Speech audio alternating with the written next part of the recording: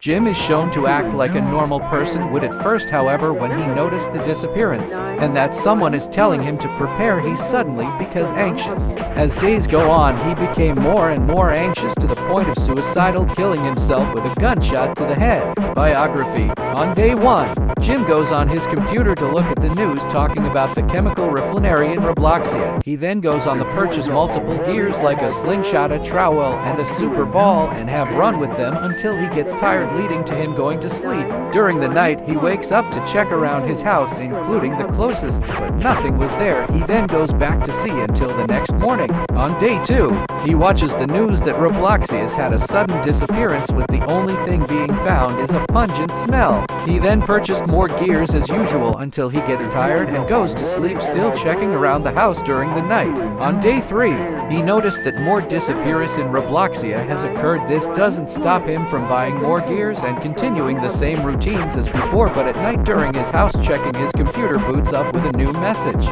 on his Ro chat account sent by a strange anonymous user saying that he must prepare himself. This slightly startled Jim, but he still goes back to sleep whatsoever. On day 4, Jim sees that the mayor of Robloxia is addressing the disappearance, but he denies any connection between the chemical spill and the disappearance that occurred. Nonetheless, Jim continues his routine of buying gears and playing with them before getting tired and going to sleep once more, but now he is more concerned about the situation, saying that someone is in his house. He goes check around, making sure he is safe before going back to sleep.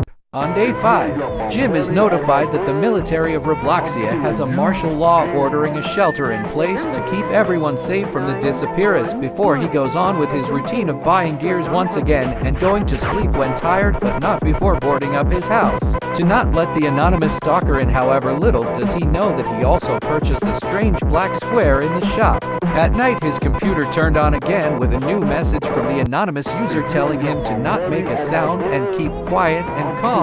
He then checks his closets again to ensure his safety with no one there. However, as he was about to go back to sleep, an emergency alert system shows up on his television, informing him of the ongoing shelter in place. He also hears the stalker banging on his door, now more violently, causing Jim to take out the black square he purchased earlier, revealed to be a pistol. As the banging continues, Jim shakes in anxiety before he finally decides to end it all by pointing his pistol towards his face, killing himself. Guys, don't worry. I'm gonna make a part 2 tomorrow because I have off school. Bye.